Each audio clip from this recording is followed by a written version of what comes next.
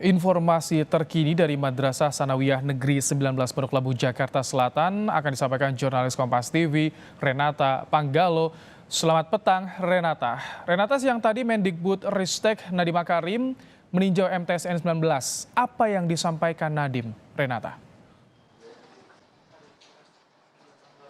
Selamat petang, Ibrahim dan juga saudara. Tadi betul ada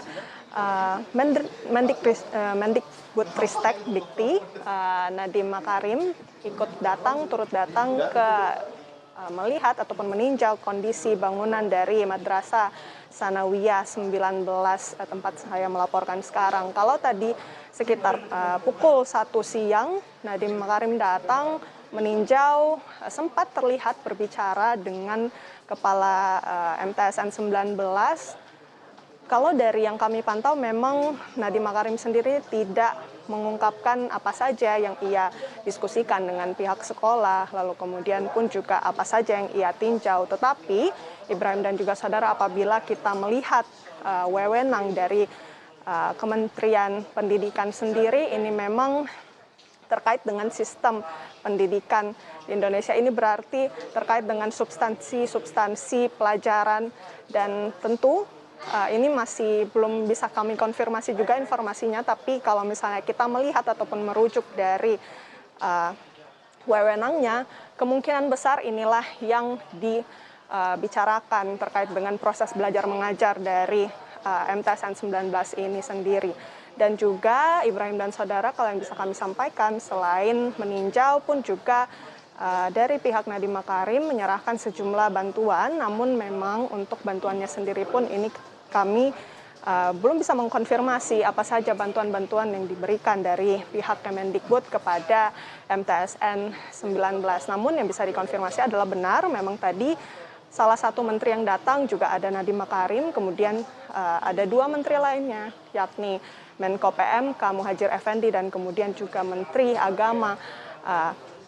Dan juga dari kunjungan dua menteri ini, dari Menteri PMK sendiri menganjurkan untuk melakukan peninjauan lebih, dan ini juga mengajak Kementerian PUPR untuk segera melihat bagaimana kemudian kondisi bangunan dari MTSN 19 ini, apakah memang perlu direlokasi. Apabila perlu dilakukan relokasi, tadi juga sudah dilihat bahwa ada lahan di dekat MTSN 19 ini yang bisa dipergunakan untuk kemudian melakukan relokasi. Tetapi memang pemilik dari lahan dekat MTSN 19 ini adalah pemerintah Provinsi DKI Jakarta. Dan ini yang kemudian nantinya akan dikoordinasikan apakah memang nantinya relokasi diperlukan dari Kementerian PUPR, Kementerian Koordinator PMK, kemudian juga nantinya bersama dengan Pemprov DKI Jakarta akan mendiskusikan tentang proses relokasi ini juga. Ya, Ibrahim. Renata, tadi sebagian wilayah Jakarta diguyur hujan. Bagaimana kondisinya di sana, Renata? Ya, Ibrahim, kalau yang bisa kami jelaskan memang sampai saat ini di kawasan Pondok Labu, Jakarta Selatan masih diguyur hujan, tidak begitu deras.